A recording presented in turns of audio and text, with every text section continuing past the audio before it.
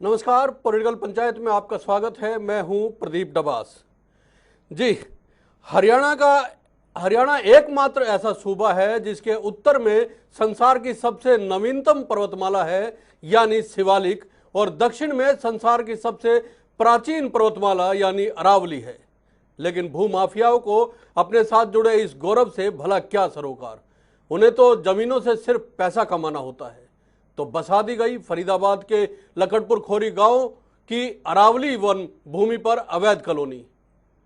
गैर कानूनी तरीके से प्लॉटिंग और अतिक्रमण कर बनाए गए 6000 से ज्यादा मकानों को अब सुप्रीम कोर्ट की ओर से गिराने के आदेश दिए गए हैं। इतने बड़े पैमाने पर तोड़फोड़ करने को लेकर प्रशासन की सांसें फूली हुई हैं। उधर दिन रात मेहनत कर यहां जमीन खरीदने और मकान बनाकर रहने वाले लोगों की भी नींद उड़ी हुई है। यहां तक कि आशियाना छिन जाने के डर से कुछ लोग आत्महत्या करने के मामले भी सामने आ रहे हैं। सरकार का कहना है कि सुप्रीम कोर्ट के आदेश का पालन करवाया जाएगा, साथ ही यहां रहने वाले लोगों के पुनर्वास की व्यवस्था भी करवाई जाएगी। इसको लेकर विचार किया जा रहा है। इस बीच खोरी गांव में हुए विकास कार्यों की फाइल खंगालने के लिए सीएजी ने भी ऑडिट का काम शुरू कर दिया है। इंजीनियरिंग विभाग से भी पूछताछ की गई है। लेकिन सवाल सिर्फ खोरी गांव का नहीं है। सवाल यह है कि इस तरह होने वाले अवैध कब्जों को समय पर रोका क्यों नहीं जाता। मुख्यमंत्री मनोहर लाल ने कहा है कि किन अधिकारियों के कार्यकाल में इस तरह कब्जे हुए हैं यह ढूंढ पाना तो मुश्किल है, लेकिन भविष्य में ऐसे कब्जे ना हो इसके लिए ड्रोन की सहायता से निगरानी की जाएगी।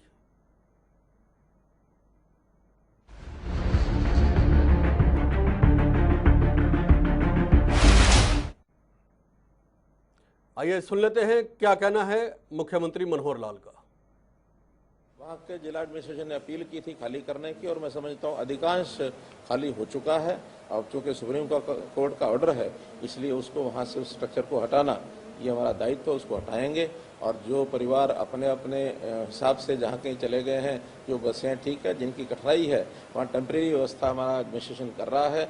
स्थायी कोई रीसेटलमेंट योजना भी बनानी होगी, उस पर भी हम विचार करेंगे। जी, खोरी गांव में जो है अतिक्रमण की वजह से जो अरावली पर्वत क्षेत्र का और वन क्षेत्र के जमीन पर जो है कब्जा जो किया गया था, करीब 10,000 के आसपास यहां पर स्ट्रक्चर बने हुए हैं जिनको गिराने के आदेश सुप्रीम कोर्ट की ओर से दे दिए गए। उसके बाद लोगों में लगातार अपने आशियाने छिन जाने का भय बना हुआ है। लोगों को लगता है कि उनके सर से छत छीन ली जाएगी। साथ जी, इस पूरे मसले पे बातचीत करने के लिए हमारे साथ भारतीय जनता पार्टी से विजेंद्र नेहरा साहब जुड़े हुए हैं और संदीप गोयत साहब इंडियन नेशनल लोकदल की ओर से जुड़े हुए हैं। मेरा पहला सवाल विजेंद्र नेहरा जी आपसे है, ऐसी नौबत ही क्यों आती है? क्यों ऐसे कब्जे होने दिए जाते हैं? क्यों इस तरह की अवैध कॉलोनियां बसने दी जाती हैं और फिर उसके बाद जब कोर्ट का आदेश होता है तो उनको तोड़ना आप लोगों के लिए मुश्किल हो जाता है? आपको जानकारी होगी कि माननीय सर्वोच्च न्यायालय ने इस विषय में फरीदाबाद नगर निगम को, जो खोरी गांव का ये एरिया है, जो लगभग 10,000 मकान वहां पर बने हुए हैं, इनको 6 हफ्ते के अंदर ढहाने का जो निर्देश दिया है, इसके तहत वहां पर वर्तमान जो परिस्थिति है, जिला प्रशासन, क्योंकि मैं भी फरीदाबाद जिले का हूँ और मेरी जिला उपायुक्त श्री यशपाल यादव जी से बात भी हुई है, जिला प्रशासन अभी वहां पे गया भी था 6-7 दिन पहले, तो लगभग प्रदीप जी 50% के जो आसपास लोग हैं वो वहां पे खाली करके जा चुके हैं। और प्रदीप जी समस्या बहुत पुरानी है। 1900 आप मान के चलिए कि 70-80 से यहाँ पे लोगों ने रहना शुरू किया अवैध रूप से, वनों को काटकर, पहाड़ों को काटकर। और कांग्रेस सरकार के समय क्योंकि ध्यान नहीं दिया जाता था इन चीजों पर, मैं बड़ी जिम्मेदारी से एक चीज कहना चाहूंगा कि कांग्रेस के माननीय जो उनके मुख्यमंत्री रहे हैं पूर्व के, या उनके नेता रहे हैं, हमारे फरीदाबाद से उनके जो लगातार 3 बार सांसद रहे हैं, उन सबको भूमाफिया के तौर पे जाना जाता है। वो प्रॉपर्टी डीलरी का काम करते थे, अवैध कॉलोनियों बसाने का काम करते थे। तो ऐसे लोगों से हम क्या उम्मीद करेंगे कि वो इसको रोकने का काम करेंगे। लेकिन मैं ये नहीं कहता कि हमारे समय में वहां पे लोग नहीं गए हैं। भारतीय जनता पार्टी के शासनकाल के अंदर भी वहां पे जो अवैध रूप से लोग हैं कुछ रहने के लिए गए, लेकिन 90% जो लोग हैं वो 2014 से पहले वहां पे बस चुके थे। अब इनको हटाने के लिए बीच बीच में माननीय सर्वोच्च न्यायालय ने भी प्रयास किया है और हमारी सरकार ने भी प्रयास किया है। यहाँ पर पहले भी कई बार प्रदीप जी तोड़ फोड़ का प्रयास हुआ है, उनको समझाने का प्रयास हुआ है, क्योंकि नगर निगम के अधिकारियों के ऊपर ये लोग पत्थरबाजी कर देते हैं, उनको वहां से हटा देते हैं, इसलिए बड़ा मुश्किल था इतनी भारी संख्या में उनको हटाना। और माननीय सर्वोच्च न्यायालय ने 2016 में भी फैसला दिया था, उसके बाद फरवरी 2020 में भी निर्णय दिया था और 2016 के अंदर हाईकोर्ट ने निर्णय दिया था। 2020 के अंदर फरवरी में माननीय सर्वोच्च न्यायालय ने डिसीजन दिया था और सितंबर 2020 में भी माननीय सर्वोच्च न्यायालय ने डिसीजन दिया था कि इन घरों को यहाँ से हटाया जाए। इतना समय मिलने के बावजूद अब फाइनली ये डिसीजन हुआ है कि उनको 6 हफ्ते के अंदर हटाया जाएगा। 50% के आसपास जो घर हैं उनसे जो लोग हैं वो उनको खाली करके जा चुके हैं, बाकी भी खाली हो जाएगा। उम्मीद करते हैं कि शांतिपूर्वक तरीके से ये जो खोरी गांव है इसको शासन प्रशासन पुलिस के साथ मिलकर के इसको खाली कराएगा। और माननीय सर्वोच्च न्यायालय ने प्रदीप जी हरियाणा सरकार और पुलिस प्रशासन को यह निर्देश दिया है कि जो निगम के कर्मचारी हैं जो उसको हटाने के लिए जाएंगे उनको पर्याप्त मात्रा में सुरक्षा उपलब्ध करवाई जाए। तो मैं मानता हूं कि ये एक बहुत पुराना विषय है, बहुत पुरानी ये एक समस्या है। और विजेंद्र नेहरा साहब, ये खोरी गांव का एक विषय नहीं है। खोरी गांव 50% आप कह रहे हैं कि खाली भी हो चुका है और आप इसको करवा भी देंगे, जो सुप्रीम कोर्ट का आदेश है। हालांकि 2016 में हाईकोर्ट का आपका बिल्कुल ठीक कहना है कि जो है आदेश आए थे, उसके बाद सुप्रीम कोर्ट से भी लगातार इसको लेकर निगरानी की जा रही है और आदेश दिए गए। मैं आपको बता देता हूँ, खुद आपके 2014 से लेकर 2020 तक सवाल यह है कि इस तरह की कॉलोनियां बस कैसे जाती हैं, निगरानी क्यों नहीं की जाती। आपको 7 साल लगभग हो चुके हैं सत्ता में मौजूद रहते हुए, कल ही आपने 600 दिन दूसरे कार्यकाल के पूरे करने पर मनाए हैं। मैं आपको बता दूं 2014 से 2020 तक जो सरकारी आंकड़ा है 970 अवैध कॉलोनियां पूरे हरियाणा में अब तक चिन्हित की गई हैं, बसी हैं जो। देखिए प्रदीप जी, हरियाणा सरकार ने अपनी तरफ से बहुत सारे प्रयास किए हैं कि अवैध कॉलोनियां ना कटें। और आपने भी आम चर्चा में ये सुना होगा कि भारतीय जनता पार्टी के राज में जो प्रॉपर्टी डीलर जो अवैध कॉलोनियों का काम करते थे वो घरों में बैठे हैं, क्योंकि सरकार ने इस पे सख्ती दिखाई है। मैं आपको बताऊं कि पहले 1200 गज जो जमीन थी उसकी रजिस्ट्री कराने की परमिशन थी, हमारी सरकार ने इसको बढ़ा करके 1 एकड़ कर दिया। 1 एकड़ से नीचे एग्रीकल्चर जो लैंड है, हमारी जो कृषि योग्य भूमि है, उसका आप रजिस्ट्री नहीं करा सकते हैं। तो सरकार ने इस तरह के तमाम प्रावधान किए हैं कि जिससे कि अवैध कॉलोनियां काटने से हम रोक सकें। इसके साथ साथ मैं आपको बताना चाहूंगा प्रदीप जी कि ये जो खोरी गांव आप फरीदाबाद की बात कर रहे हैं, मैं बता देता हूं आपको 2014 से 2020 के बीच में सिर्फ फरीदाबाद में 60 अवैध कॉलोनियां कटी हैं। विजेंद्र नेहरा साहब, प्रदीप जी मैं आपको ये बताना चाहूंगा कि खोरी गांव की अगर मैं बात करूं, बिजली पानी हरियाणा से इनको नहीं मिलता, इनको दिल्ली से मिलता है। इनको बिजली पानी दिल्ली देने का काम करती है। खोरी तो एक उदाहरण है, इसको आप खाली करवा लेंगे। आपको एक जानकारी और दे देता हूं, 1999 के आसपास तक अभी अगर आप मान के चले तो अरावली वन क्षेत्र में 70% के आसपास हरियाली थी, जो अब 17% रह गई है। विजेंद्र नेहरा साहब, हालत ये है। खैर, जितेंद्र चंदेलिया साहब को मैं चर्चा में शामिल कर लेता हूं। चंदेलिया साहब, आप कांग्रेस से हैं। नेहरा साहब कह रहे हैं कि अवैध कॉलोनी काटने वाले तो घर बैठा दिए, किया धरा तो ये उसी सरकार के कार्यकाल में था जो अब घर बैठी है।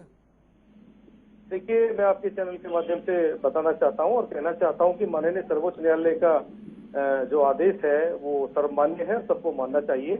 लेकिन उसके साथ में सरकार की भी प्राथमिकताएं होती है कि हमारे जो नागरिक हैं प्रदेश के, आज कोरोना काल के अंदर जिस तरीके से गरीबों को उजाड़ा जा रहा है, तो मैं समझता हूं सरकार का एक बहुत बड़ा फेलियर है, सरकार की नाकामी है। और इस सरकार में जो डबल इंजन की प्रदेश के अंदर सरकार है, दुष्यंत मनोहर जी की जो सरकार है, ये 10,000 आवास की बात कर रहे हैं खोरी गांव में। आज मैं समझता हूं उन लोगों पर, उन गरीब लोगों पर जो ज्यादती की जा रही है, जिस तरीके से बुलडोजर चलाया जा रहा है, तो दुर्भाग्यपूर्ण है। लेकिन हम सर्वोच्च न्यायालय के आदेश की हम पालना करते हैं, सबको करनी चाहिए। उसके साथ मैं बताना चाहता हूं कि अरावली वन क्षेत्र फरीदाबाद के अंदर, मैं फरीदाबाद की बात करूंगा आज, फरीदाबाद के अंदर, फरीदाबाद के ऊपर खोरी गांव का ये मसला है। उसके साथ खोरी गांव से लगा हुआ जो अरावली क्षेत्र है, अरावली क्षेत्र में 4000 एकड़, एक बहुत बड़ा खुलासा आपके चैनल के माध्यम से करना चाहता हूं मैं जनता टीवी पर। 4000 एकड़ जमीन अरावली की वन संपदा को नष्ट करते हुए इस सरकार ने, भाजपा जसपा की सरकार ने रामदेव जी और बड़े उद्योगपतियों को दी है, जो दुर्भाग्यपूर्ण है।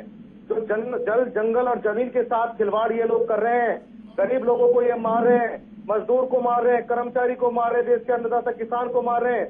और आप बता रहे थे 90 कॉलोनियां नहीं है, 67 कॉलोनियां नहीं है। ये आंकड़ा मैं आपको बता दूं, आरटीआई रिकॉर्ड के आधार पर आज मैं पूरी तैयारी के साथ आया हूं।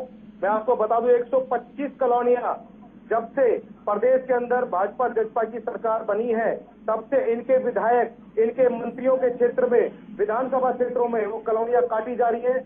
वहां पर प्रशासन, डीटीपी या प्रशासन या सरकार वहां पर अपना सीला पंजा लेकर क्यों नहीं पहुंचती? फुट वहां पर तोड़फोड़ होती है, लेकिन उसी तरीके से बादस्तूर आज भी कॉलोनियां, अवैध कॉलोनियां काटी जा रही है। माननीय मुख्यमंत्री मनोहर लाल खट्टर जी के सामने मैंने यह प्रस्ताव रखा था। मैं आपको बताऊं, वो फरीदाबाद आए थे कार्यक्रम में, कन्वेंशन हॉल सेक्टर 12 में वो कार्यक्रम था। मैंने बाकायदा अपने लेटर हेड पर वो समस्या माननीय मुख्यमंत्री हरियाणा प्रदेश मनोहर लाल खट्टर जी के सामने रखी कि आपके इन विधायक और इन क्षेत्रों में, इसमें पटला क्षेत्र भी आता है, यहाँ से हमारे साथी प्रवक्ता विजेंद्र नेहरा जी आते हैं, मेरे बहुत अजीज साथी हैं, तो पटला क्षेत्र में भी अवैध कॉलोनियां काटी जा रही हैं। लेकिन गरीब मजदूर जो कांग्रेस के साथ जुड़ा हुआ है, उन पर ये सोची समझी नीति के तहत जो विजेंद्र नेहरा साहब ने बात कही थी उसका जवाब भी दे दे, फिर मैं चलता हूं संदीप गोयत साहब के पास। उनका, विजेंद्र नेहरा साहब का साफ कहना है कि अवैध कॉलोनियां और जमीन का सौदा करने वाले तो घर बैठे हैं। देखिए, मैं आपको बताना चाहता हूं, सरकार का काम होता है न्याय करना, सरकार से जस्टिस मांगा जाता है। सरकार आज जिस तरीके से गरीबों को उजाड़ रही है, ये देश के प्रदेश की जनता देख रही है। जिस तरीके से हालात इन्होंने कोरोना काल के अंदर गरीब लोगों के बना दिए, उनको स्थापित करने की, उनको पुनर्स्थापित करने की कोई योजना सरकार के पास नहीं है। ना ही सरकार ने सुप्रीम कोर्ट में ऐसी कोई। जितेंद्र चंदेलिया साहब, मैं एक आपको, और विजेंद्र नेहरा साहब, एक रिपोर्ट में आपको एक सर्वे की रिपोर्ट में आपको बता देता हूं। 1980 तक अरावली क्षेत्र में 247 वर्ग किलोमीटर तक आबादी थी सिर्फ। आज की तारीख में यह 638 वर्ग किलोमीटर तक फैल चुकी है। कौन है जिम्मेदार? 1980 से लेकर अब तक भारतीय जनता पार्टी, कांग्रेस, भारतीय जनता पार्टी चाहे सहयोगी रही हो, और इंडियन नेशनल लोकदल, तीनों दलों की सरकारें रही हैं, तीनों दलों ने राज किया है। जिम्मेदार एक दूसरे को बता रहे हैं आप इन सब के लिए। संदीप गोयत साहब, राज तो आपने भी किया, हालांकि गए हुए 15 साल हो चुके हैं आपको, लेकिन सवाल तो अरावली को लेकर तो कम से कम आपसे भी पूछा जा सकता है। देखिए प्रदीप जी, आज समय राजनीति करने का नहीं है। आज समय है कि जो हमारे इतने सारे लोग जो आज जिनके घर उजाड़े जा रहे हैं, उनको उनके घर कैसे बसाए जाएं, हमें इस चीज के ऊपर चिंता करनी चाहिए। अगर हम फैक्ट पर जाएं तो 1984 में कांग्रेस की सरकार थी, जब आर कांत एंड कंपनी को एक फिल्म स्टूडियो बनाने के लिए यहाँ जगह दे दी, परमिशन दे दी गई थी। उसकी आड़ में लगातार कॉलोनियां काटी गई, और 1992 में इन्होंने एक नोटिफिकेशन जारी किया कि अब आगे से कोई कंस्ट्रक्शन नहीं होगी। अगर मैं फैक्ट की बात करूं, ये जितेंद्र जी, ये डिस्टर्ब करने वाले, आपको अभी तो शुरुआत ही नहीं हुई। जितेंद्र जी रुक जाइए, आपको तो कोई कहना, सुन तो लीजिए, लोगों की भलाई की बात सुन लीजिए। जितेंद्र जी जवाब लेते हैं, फिर आएंगे आपके पास। जितेंद्र जी जवाब लेते हैं, विजेंद्र नेहरा जी के पास भी जाना है। जितेंद्र जी जवाब लेते हैं, फिर आएंगे आपके पास। बोलिए संदीप जी, बोलिए। तो प्रदीप जी, उसके बाद जब मामला सुप्रीम कोर्ट में लटका, तो सुप्रीम कोर्ट ने भी ये कहा 2018 में फैसला देते हुए कि जो ये जमीन है 1992 से पहले तक की जो पोजीशन है, आर कांत एनक्लेव वाले मामले में मैं बता रहा हूँ, जिसमें अरावली एरिया के जितनी भी इलीगल कंस्ट्रक्शन हुई है, 1992 से पहले की पोजीशन सेम रहेगी, और बाद में जो कंस्ट्रक्शन वहां पर अरावली एरिया में की गई है उनकी डिमोलिशन की जाए। और उस डिमोलिशन के लिए मैं यहाँ एक बड़ा असली मुद्दा ये निकल कर आता है, जब सुप्रीम माननीय सर्वोच्च न्यायालय ने कहा था कि आप लोगों को कंपनसेट कीजिए। अरे जितेंद्र जी चुप हो जाइए, और बीच में बकवास मत कीजिए, चुप हो जाइए आप, बीच में क्यों? जितेंद्र जी जवाब लेते हैं, फिर मैं एक बार नेहरा साहब के पास जाऊंगा। बोलिए संदीप जी। तो प्रदीप जी, मैं तो कांग्रेस पार्टी के ऊपर आरोप नहीं लगा रहा, ये पता नहीं लोगों को हित को समझते, मैं लोगों की हित की बात आवाज उठा रहा हूँ। ये बीच में क्यों डिस्टर्ब करने आ जाते हैं, मुझे नहीं समझ में आता। क्या कांग्रेस हमेशा ही जमीनों को खाने के लिए लगी रही? क्या कांग्रेस ने हमेशा लोगों को उजाड़ने का काम किया और जनता आज पूछेगी, क्योंकि इन्होंने 10 साल भी इन्होंने राज किया। विजेंद्र नेहरा साहब, विजेंद्र नेहरा साहब, विजेंद्र नेहरा साहब, तो प्रदीप जी मैं एक सवाल रखना चाहूंगा जी। प्रदीप जी, एक बात रहेगी जो मुख्य बात थी, जो माननीय सर्वोच्च न्यायालय ने कहा कि आप जो विस्थापित लोग होंगे जिनके घर तोड़े जाएंगे, डिमोलिश किए जाएंगे, उनको आप स्टेब्लिश करो, उनको कंपनसेट करो। और कंपनी के ऊपर भी उन्होंने कहा कि आप सरकार के साथ मिलकर इन लोगों को बचाने का काम करेंगे। और मुद्दा यहाँ निकल के अब दोबारा फिर आता है, भारतीय जनता पार्टी 2019 में एक Punjab land protection act bill लेके आई 2019 में, प्रिजर्वेशन एक्ट में, और उसके मुताबिक इन सरकार भारतीय जनता पार्टी जो आज शराफत का चोला उड़ा बैठी है, इन्होंने 80,000 एकड़ के अंदर सैंक्शन देने का काम किया कि आप यहाँ पर कंस्ट्रक्शन कर सकते हैं, इलीगल कॉलोनियों को परमिशन देने का काम किया। आज ये किस मुंह से टीवी के ऊपर बात करते हैं कि हमने अरावली एरिया में प्रोटेक्शन देने का काम करते हैं। ये खुद लोगों को प्रोवोक करते हैं कि एरिया के अंदर जितनी इलीगल कॉलोनियां हैं हम उनको वैलिड करने जा रहे हैं। ये तो माननीय सर्वोच्च न्यायालय ने रोक लगा दी उस बिल के ऊपर, कानून के ऊपर, अदरवाइज तो ये पूरी अरावली हिल को खा जाते। ये 80,000 एकड़ जमीन का मामला है जो इस एरिया के अंदर आता है। और ये 2019 में, लगभग फरवरी 2019 में भारतीय जनता पार्टी की सरकार ने ये हरियाणा विधानसभा में बिल पास किया।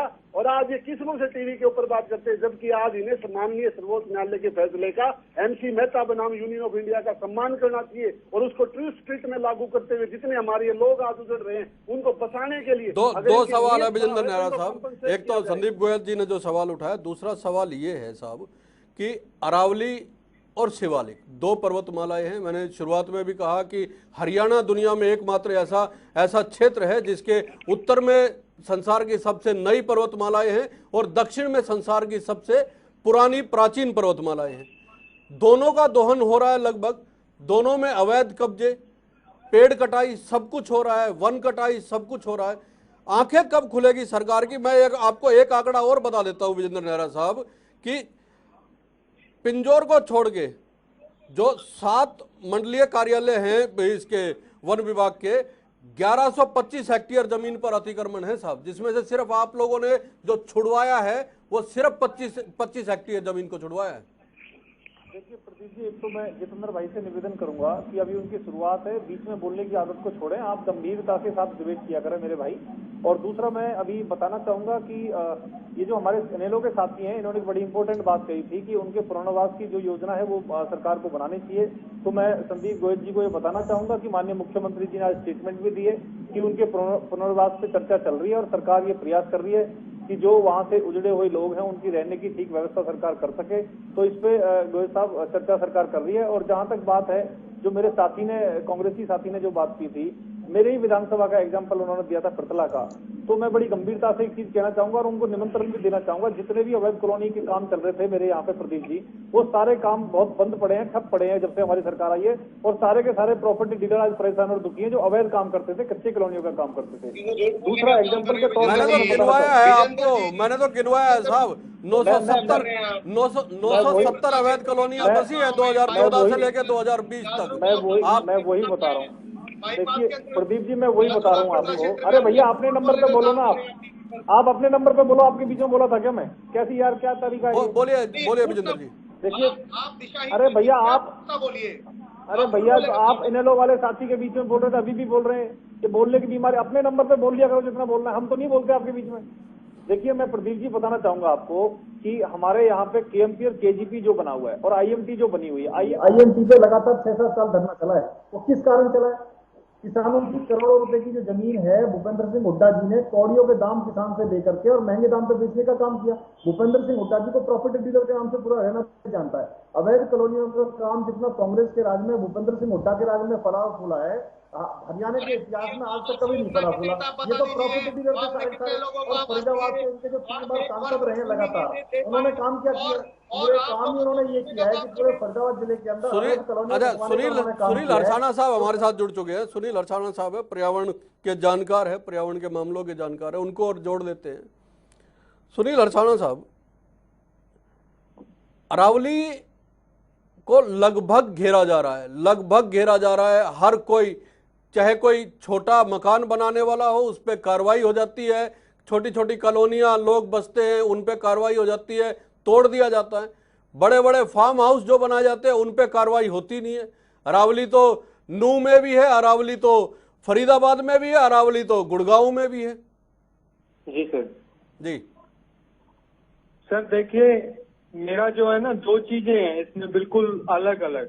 जहाँ तक अगर कार्रवाई की बात हो कि अगर गरीब के ऊपर कार्रवाई हो रही है, अमीर के ऊपर कार्रवाई हो रही है, तो देखो उस परिप्रेक्ष्य में तो मैं यही कहना चाहूंगा कि भाई आप जो है जंगल से जो भी कोई कब्जा है उसमें आप जंगल की जमीन, क्योंकि अरावली लाइफलाइन है हमारे एनसीआर में, यही एकमात्र जो है प्राकृतिक हमारा संरक्षित क्षेत्र बचा हुआ है, तो वो तो देखो आपको छोड़ना ही पड़ेगा। ये समय की मांग है। अब तो मतलब प्रकृति भी संकेत दे रही है, महामारी हमारे दरवाजे तक आके खड़ी हो गई है, तो अभी तो आपको खाली करने पड़ेंगे, चाहे कोई छोटा घर बना के बैठा है या फिर कोई बड़ा फार्म हाउस बना के बैठा है सर, क्योंकि ये उनका घर है जो अपनी बात जो है कोर्ट के सामने खुद नहीं रख सकते। तो ये तो बात एक यहाँ पे हो गई। अब दूसरी बात जब आती है सर की कब्जों की और इनकी बात होती है, तो अरावली चाहे हरियाणा में यहाँ सूरजकुंड से लेकर के, चाहे आप मेवात में चले जाओ, चाहे आप रेवाड़ी में चले जाओ, चाहे महेंद्रगढ़ में चले जाओ, सभी जगह पे अरावली एक जो है सोना का अंडा देने की मुर्गी के लिए, चाहे सरकार किसी की भी रही हो, इसमें कोई दो राय नहीं है कि ये सरकार या पहली सरकार, चाहे यहाँ पे हर जगह पे सिर्फ अरावली का एक दोहन ही किया गया है किसी न किसी तरीके से। वहाँ पे इंक्रोचमेंट किए गए हैं, वहाँ पे माइनिंग की गई है, वहाँ से जो है जो जंगली जानवर, जो जैव विविधता यहाँ पे पनपती है, उस सबको बर्बाद किया गया है। और आज भी जो यहाँ पे ये जो विस्थापन या पुनर्स्थापन की बात जो यहाँ पे हो रही है, मेरे हिसाब से इसके बाद भी अगर अरावली को बचाया जाएगा या इनको ये सिर्फ कोई राजनीतिक हथकंडा है, इसमें भी कोई दो राय नहीं है। क्योंकि अगर सरकार अरावली को बचाना चाहती तो इन्होंने पीएलपीए का जो बिल है उसको वो अभी जो है अमेंडमेंट जो इन्होंने लाए थे उसे वो बाकायदा मंजूरी दिला करके बैठे हुए हैं। वो तो कह रहे हैं कि पीएलपीए बिल खत्म हो जाएगा, ऑटोमेटिक सब कुछ खत्म हो जाएगा, जो जंगल का जो क्षेत्र जो बचा हुआ है वो अपने आप ही वहां से चला जाएगा, जंगल के जो नोटिफिकेशन है, कोर्ट का जो ऑर्डर है। तो फिर तो ठीक है, फिर तो इनको भी हटाने की जरूरत नहीं है, इन्हीं लोगों को क्यों हटा रहे हो। और अगर आपको हटाना ही है, वास्तव में ही आप कुछ करना चाहते हो, तो जो फार्म हाउस इलीगल बने हुए हैं उनको भी हटा दिया जाए। देखिए कांत एंक्लेव वाला जजमेंट आया था, कांत एंक्लेव प्रॉपर तरीके से बनी हुई कॉलोनी थी जो गवर्नमेंट से परमिशन लेकर के वहां पे बनाई गई थी। अगर उसको हटाया जा सकता है तो जो लोग बिना किसी परमिशन के कब्जा करके बड़े बड़े फार्म हाउस बना करके वहां पे बैठे हुए हैं उनको भी हटा दिया जाए। अगर 10,000 लोगों को जिनके जो घर हैं मतलब 30-30 गज में वो लोग रह रहे हैं, तो जिन फार्म हाउस में कोई नहीं रहता, कोई एक अमीर ज्यादा आकर के सिर्फ कुछ घंटे के लिए अय्यासी करने के लिए आता है, तो उनको भी तोड़ दो, सारी प्रॉब्लम की जड़ ही खत्म हो जाती है। सवाल तो है विजेंद्र नेहरा साहब, जब आप छोटे छोटे घर तोड़ सकते हैं तो बड़े बड़े फार्म हाउस भी टूटने चाहिए। प्रदीप जी, आप जब हमारी सरकार आई थी 2014 में, क्योंकि अरावली का क्षेत्र मेरे अपने जिले के अंदर आता है, तो प्रदीप जी हरियाणा सरकार ने जब वहाँ पे कार्रवाई शुरू करी थी तो वहाँ सबसे पहले विरोध करने के लिए कौन आए थे? सबसे बड़े कांग्रेस के नेता आए थे कि देखिए हमारे साथ अत्याचार हो रहा है, हमारी सरकार गई है इसलिए हमारे फार्म हाउसों को तोड़ा जा रहा है। वहाँ पे सारे फार्म हाउस तो अवैध रूप से कांग्रेसियों ने बनाए हुए हैं। और मैं बताना चाहूंगा भूपेंद्र सिंह हुड्डा के ऊपर 100 से अधिक भूमि घोटाले के, जमीन घोटाले के केस चले हुए हैं, चाहे वो मानेसर जमीन घोटाले का मामला हो, चाहे वो पंचकुला जमीन घोटाले का मामला हो। तो घोटालेबाज इनके ऊपर 100 से ज्यादा मुकदमे चले हैं जमीन घोटाले के, और घोटालेबाज और अरे सुन ले भाई, सुन ले यार। सुनिए जितेंद्र जी, आप ही के पास आ रहा हूँ, अगला जवाब आप ही से लेना है। बड़ा आरोप लगा आपके ऊपर। बार बार समझाने के बाद बीच में बोलते, सुन लो, थोड़ी कमी सीख लो यार। बोलिए। देखिए मैं बताना चाहूंगा प्रदीप जी कि सबसे बड़ी ये बात है कि इस देश के अंदर जमीन चोर के नाम से किसको जाना जाता है? रावट वडेरा को जमीन चोर के नाम से इस देश में पुकारा जाता है, क्योंकि सभी जमीनों पर उसने कब्जा किया है। जहां हरियाली दिखती है, जहां खेत दिखते हैं, वहां वो प्लॉट काट देता है और सस्ती जमीन लेकर। अच्छा, इसका जवाब और दे दीजिए। ये जब होता है 60 करोड़ देता है। रावट वडेरा सबसे बड़ा जमीन चोर है और कांग्रेस का जीजाजी है, कांग्रेस उसको जीजाजी कहती है। तो ये तो भ्रष्टाचारी है कांग्रेस पार्टी, और ये जमीन के घोटालेबाज हैं। इनके जीजाजी जो रावट वडेरा है वो सबसे बड़े भ्रष्टाचारी जमीन के मामले, अवैध कॉलोनियां सारी इन्होंने काटी है, सारे भ्रष्टाचार इन्होंने किए। इनके आधे नेता जेल में है प्रदीप जी, आधे नेता जेल में और आधे नेता बेल पे है इनके। रावट वडेरा जी की जाने की तैयारी है। अच्छा, ये तो जवाब दीजिए कि 2016 में ये मामला तो पुराना चल रहा है ना, खोरी गांव वाला। तो 2016 में हाईकोर्ट ने भी बोल दिया कि भाई यहां से कब्जे हटाइए और आप इसको खाली करवाइए, ये वन क्षेत्र की जमीन है, अरावली की जमीन। उसके बावजूद यहाँ पे बिजली के कनेक्शन भी मिलते रहे, लोगों के कंस्ट्रक्शन भी जारी रहे, और आधार कार्ड, पैन कार्ड, जितनी और सुविधाएं हो सकती थी वो सारी मिलती रही। साहब आप बसा भी रहे, आप उजाड़ भी रहे। एक बात बड़ी जिम्मेदारी के साथ आपको कहना हाँ, चाहूंगा, बताइए। जिला उपायुक्त श्री यशपाल यादव जी से बात करने के बाद, कि बिजली के कनेक्शन और पानी के कनेक्शन हरियाणा से नहीं मिले हुए इन लोगों को, दिल्ली से नहीं हुए हैं। मैं ऑन रिकॉर्ड आपके टीवी पे एक चीज बैठ के बोल रहा हूँ कि ये दिल्ली से इनको पानी और बिजली के कनेक्शन मिले हुए, हरियाणा से नहीं मिले हुए। और मैं जिला उपायुक्त श्री यशपाल यादव जी से बात करने के बाद उनकी सूचना के आधार पर ये चीज कह रहा हूँ। तो हमारी सरकार ने किसी भी तरह से अवैध कॉलोनियों को बढ़ावा नहीं दिया है। अवैध कॉलोनियों को बढ़ावा देने का जो श्रेय है वो पूरा पूरा कांग्रेस को जाता है। ये श्रेय उनसे आप मत छीनिए। भूपेंद्र सिंह हुड्डा इसका श्रेय लेते हैं, रॉबर्ट वडेरा इसका श्रेय लेते हैं, और कांग्रेस की सरकार है इसका श्रेय लेती है, क्योंकि जमीन से ये पैसा कमाते हैं। हमारी ईमानदार सरकार है माननीय मुख्यमंत्री जी के नेतृत्व में, और हमारे आदरणीय प्रदेश अध्यक्ष धनखड़ जी के नेतृत्व में संगठन और सरकार ईमानदारी से काम कर रही है, और इनको अवैध कॉलोनी को हटाएंगे और हम इन पर रोक लगाएंगे। और हम जितेंद्र जी, बड़ी ईमानदारी से सरकार काम कर रही है। बताइए, आप लोगों ने कब्जे करवाए, बीजेपी का ये आरोप है। आप लोग जो है प्रॉपर्टी का काम करते रहे, बीजेपी का ये आरोप है। मैं आपको बता दूं, ये कॉलोनी 35-40 साल पहले बसी थी, और जिस तरीके से यहाँ पे कब्जे दिए गए थे, जिस तरीके से भू माफिया यहाँ पे काम कर रहा था, 200 रुपए की, 300 रुपए की एक पर्ची पकड़ा दी जाती थी और कह दिया जाता था कि आप अपना मकान बनाइए जाके। उसके बाद थाने से लेके नगर निगम तक हर जगह ये लोग पैसा देके अपना मकान यहाँ पे बनाए हैं। और उसमें इंडियन नेशनल लोकदल, उसमें कांग्रेस, उसमें बीजेपी, तीनों की सरकारें शामिल रही हैं। आज मुख्यमंत्री साहब ने कहा है कि जिन अधिकारियों के कार्यकाल में यह सब हुआ है उनकी पहचान करनी तो मुश्किल है, लेकिन आगे ना हो इसके लिए हम कोशिश करेंगे ड्रोन से और इन सब से निगरानी रखेंगे। लेकिन यह हुआ कैसे? यह आपके कार्यकाल में भी हुआ है।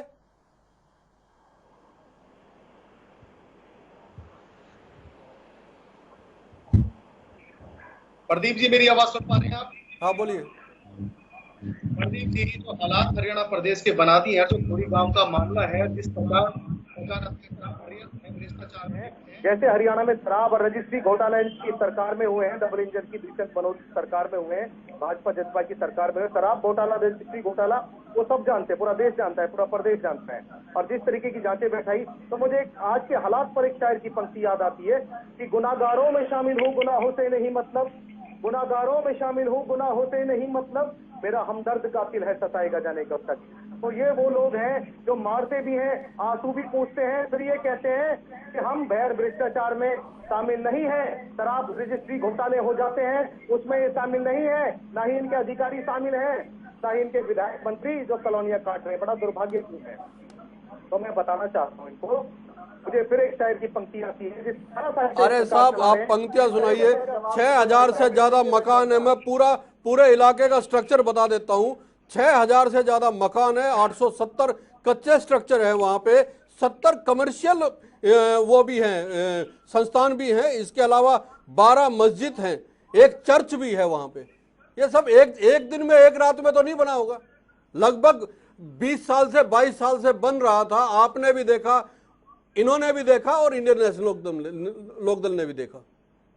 देखिए, मैं आपको according to the Constitution of India, according to the Constitution of India, according to Haryana Punjab land act की मैं बात करूंगा, आर्टिकल 13, 14 और 19 की मैं बात करूंगा। 20 साल से अधिक अगर किसी व्यक्ति को जमीन, सरकारी जमीन पे रहते हुए हो जाता है, और वो वहां आवास, आपके 1000 से ऊपर आवास वहां पर हो जाते हैं, और लोग अपनी लाइफ वहां पर जीवन अपना यापन करते हैं, तो सरकार को, सरकार वन क्षेत्र के बारे में, वन क्षेत्र के बारे में, मैं गवर्नमेंट लैंड के बाद, गवर्नमेंट लैंड की बात कर रहा हूँ, हरियाणा पंजाब लैंड एक्ट की बात कर रहा हूँ, मैं देश के संविधान और कानून के तहत बात कर रहा हूँ। ये अरावली का वन क्षेत्र है साहब, ये अरावली का वन क्षेत्र है। और मैं आपको एक बात और बता दूं जितेंद्र साहब, कि यहाँ पे सबसे अच्छी बात ये रही कि खोरी गांव के लोगों ने ही इस मामले को उठाया है कि उनके गांव में बाहर जो है अतिक्रमण किया जा रहा है, अवैध रूप से कुछ लोगों ने कॉलोनी काटी है, अवैध रूप से कुछ लोगों ने जो है कब्जे किए हैं। और ये कब्जे का सिलसिला आज से नहीं चल रहा है। विजेंद्र नेहरा साहब तो कह रहे हैं कि उनके यहाँ कुछ इस तरह का हुआ नहीं है, पिछले 7 साल में सब कुछ बढ़िया चल रहा है। मैं लिस्ट गिनवा देता हूँ, विजेंद्र नेहरा साहब, मैं फिर उसके बाद इंडियन नेशनल लोक दल के पास आऊंगा। प्रदीप जी मुझे कंप्लीट करने देंगे जी आप? जी जी, मुझे कंप्लीट करने देंगे प्लीज। मुझे बहुत कम समय दिया है आपने, मुझे कंप्लीट करने दीजिए, मेरी रिक्वेस्ट है आपसे। मैं आपको बताना चाह रहा था article 13-14-19 Haryana Punjab land act के तहत है, देश का संविधान, देश का कानून, भूमि अधिनियम कानून जो कहता है देश का, तो उसके तहत जो 19 धारा है लैंड एक्ट की, Haryana Punjab and land act की 19 धारा है, वो वन अरावली क्षेत्र के ऊपर भी आता है। अगर हम किसी कृषि योग्य भूमि या कहीं भी हमारे 1 एकड़ से ऊपर आवास हो जाते हैं तो सरकार उस पर पहल कर सकती है, मुख्यमंत्री उस पर पहल कर सकते हैं। मुख्यमंत्री जी को और सरकार को उस पर पूरा अधिकार होता है कि वो अपना फैसला समाज और लोगों के हित में, उनके जीवन यापन के लिए, उनको स्थापित करने के लिए वो सुना सकते हैं, उनके हित में सुना सकते हैं। लेकिन यहाँ पर ऐसा सरकार ने नहीं किया। जहाँ कांग्रेस ने लोगों को स्थापित करने के लिए 100 वर्ग गज के मकान दिए, अरे अरावली पुनर्स्थापना के लिए तो बोला है सरकार ने, अरावली वन क्षेत्र है साहब, वहाँ पे कैसे रहने देंगे? गोयल साहब बोलिए। प्रदेश के अंदर कहीं भी देखिए प्रदीप जी, मुद्दा आज ये है कि जितने लोग आज घर तोड़े जा रहे हैं, इनकी हमें सूद बूद लेनी चाहिए।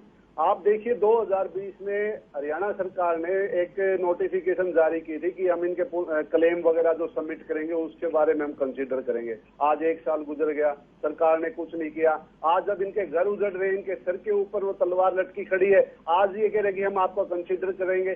सरकार को चाहिए था कि इनके समय पर क्लेम एंटरटेन करते, रिसीव करते, उसका सुलटारा करके इनको लाखों जो भी इनकी कॉस्ट लगी है, जो भी इनको आगे कहीं लागत आनी है नए मकान बनाने में, वो उनको डिस्बर्स करते। वाजिब सवाल है नेहरा साहब, आखिरी मोमेंट पे आप कह रहे हैं कि आप इनको पुनर्स्थापित भी करेंगे, आप इनकी सहायता भी करेंगे, ट्रांसपोर्टेशन का भी इनकी व्यवस्था करेंगे, लेकिन यह मामला तो लंबे समय से चल रहा था, आपको पहले इस पे ध्यान देना चाहिए था। देखिए सरकार ने बिल्कुल इस पे ध्यान दिया भी है प्रदीप जी, और उनके पुनर्वास के लिए जो टेम्परेरी व्यवस्था वो सरकार ने की भी है। लेकिन अगर परमानेंट व्यवस्था की लोग मर रहे हैं साहब, मकान छीनने, छत छीनने के डर से लोग मर रहे हैं, आत्महत्याएं कर रहे हैं, मालूम है ना आपको? ऐसे पहले भी, इससे पहले भी प्रदेश की सरकार ने इस मामले में प्रयास किया है, टेम्परेरी जारी की व्यवस्था की है। और जहां तक मेरे साथी अभी बोल रहे थे कि उनको वहाँ पे रहने का अधिकार है, तो वो तो माननीय सर्वोच्च न्यायालय के फैसले को गलत साबित कर रहे हैं। इसका मतलब माननीय सर्वोच्च न्यायालय ने सारे साक्ष्यों को देखते हुए, सारे प्रमाण को देखते हुए फैसला दिया। इसका मतलब ये मतलब स्थापित करने की सर्वोच्च न्यायालय हरियाणा सरकार के पास 2014 से 2020 तक 970 अवैध कॉलोनी, वन क्षेत्र पे अवैध कब्जा। सरकार के लिए दिक्कतें जब आती है, जब इस तरह के कब्जे होने दिए जाते हैं, लगातार होते रहते हैं, और उसके बाद फिर उनको हटाया जाता है। देखते हैं आगे इस तरह की कॉलोनियों को बसने से रोकने के लिए सरकारें क्या कुछ कदम उठाती हैं। नमस्कार।